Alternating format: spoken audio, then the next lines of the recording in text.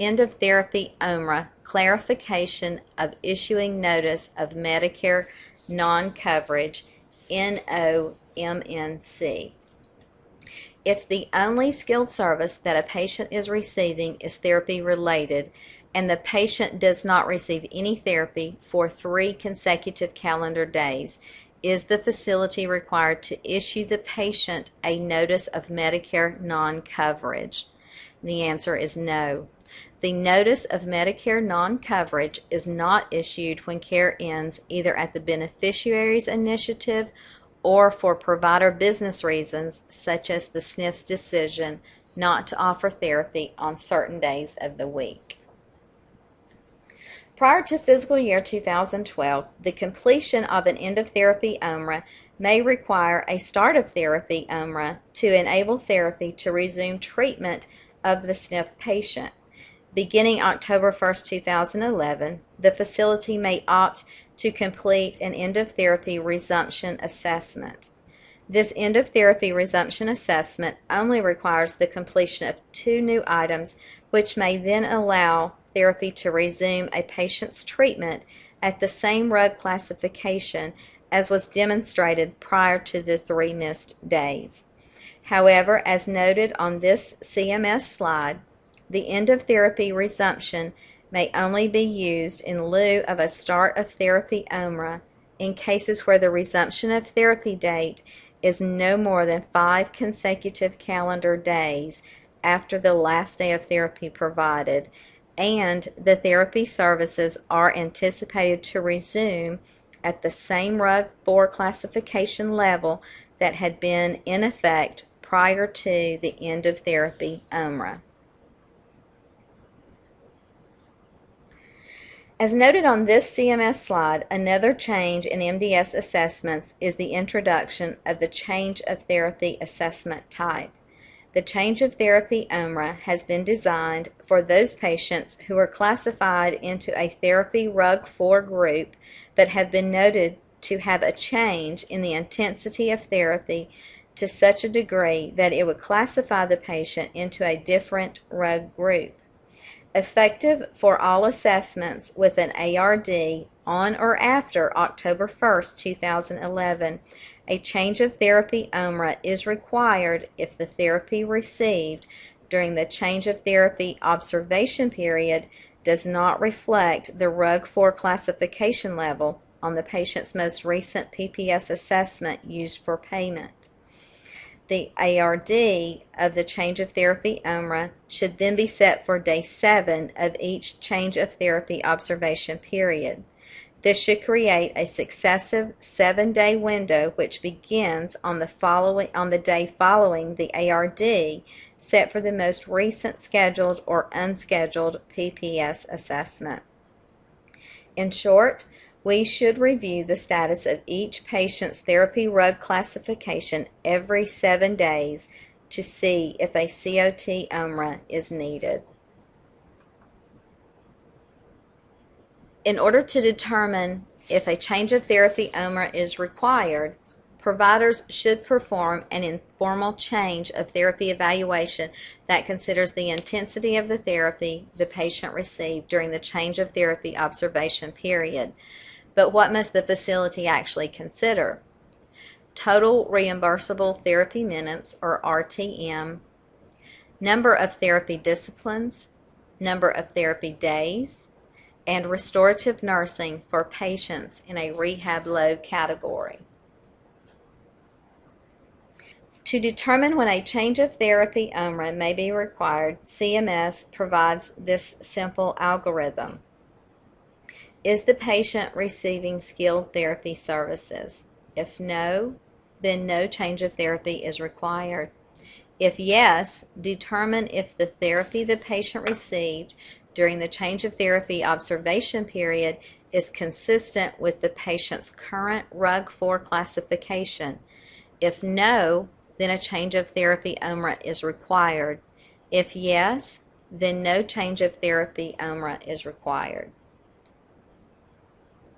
An example of when a change of therapy OMRA may be indicated is illustrated on this sample MDS calendar.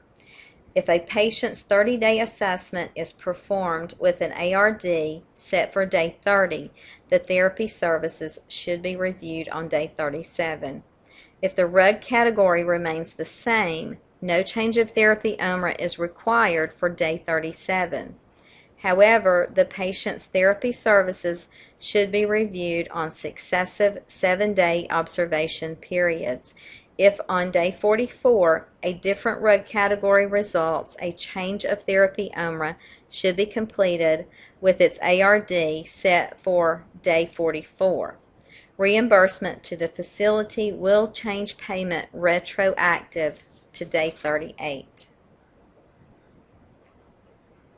CMS provides clarification regarding change of therapy UMRAs related to index maximization as follows.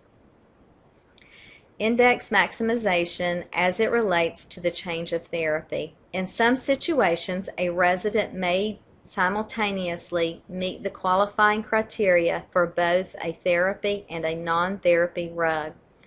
For some of these cases, the RUG-IV per diem payment rate for the non-therapy RUG will be higher. Therefore, although the resident is receiving therapy services, the index maximized RUG is a non-therapy RUG. A facility is required to complete a change of therapy evaluation for all patients receiving any amount of skilled therapy services, including those who have index maximized into a non-therapy RUG group.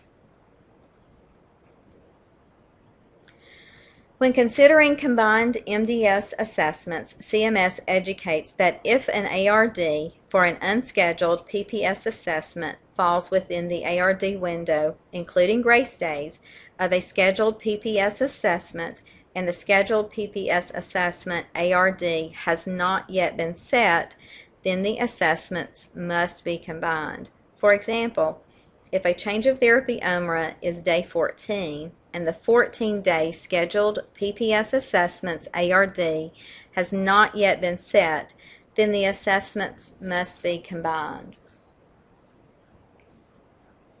The change of therapy UMRA should only be completed for patients whose therapy services received during the change of therapy observation period is no longer reflective of the RUG-IV category after considering index maximization. Two additional examples which have been provided by CMS are as follows. In example 1, the patient qualifies for an RMC but index maximizes into LE2. During the change of therapy observation period, the patient receives only enough therapy to qualify for an RLB. So the change of therapy UMRA is not required because there is no change to the index maximized category. In example 2, the patient qualifies for RMC but index maximizes into LE2. During the change of therapy observation period, the patient receives enough therapy to qualify for an RUB. The change of therapy UMRA is required because of change to the index maximized RUG category. A second POB quiz provided by CMS relates to these end of therapy and change of therapy assessment changes. So question number 5 is related to the end of therapy UMRA. Mr. E is currently classified into RUG-IV group RHB. He already received therapy Monday through Friday and is not scheduled for weekend therapy. After not receiving therapy on Saturday and Sunday, Mr. E refuses therapy on Monday due to a family visit. Should the facility complete an end of therapy UMRA for Mr. E? Your options are A, yes, he did not receive therapy for 3 consecutive calendar days. B, no, because it wasn't the facility's fault he refused on Monday. And C, it depends on if the facility is a 5-day or a 7-day facility. And the answer is A, yes, he did not receive therapy for 3 consecutive calendar days, so the facility should complete an end of therapy UMRA. The next example is regarding a change of therapy UMRA. Mr. T receives enough skilled therapy services to qualify for RHC, but due to his medical condition, he index maximizes into group HE2. Is the facility required to evaluate whether a change of therapy UMRA is necessary? And your options are A, no, Mr. T is being billed at a non-therapy RUG, so a change of therapy would not be required. B, yes, an evaluation of whether or not a change of therapy UMRA is required for all patients receiving therapy services, even if they index maximize into a non-therapy RUG. Or C, the SNF should ask Mr. T if he wants the facility to perform the evaluation. And the answer is B, yes, an evaluation of whether or not a change of therapy UMRA is required for all patients receiving therapy services, even if they index maximize into a non-therapy RUG.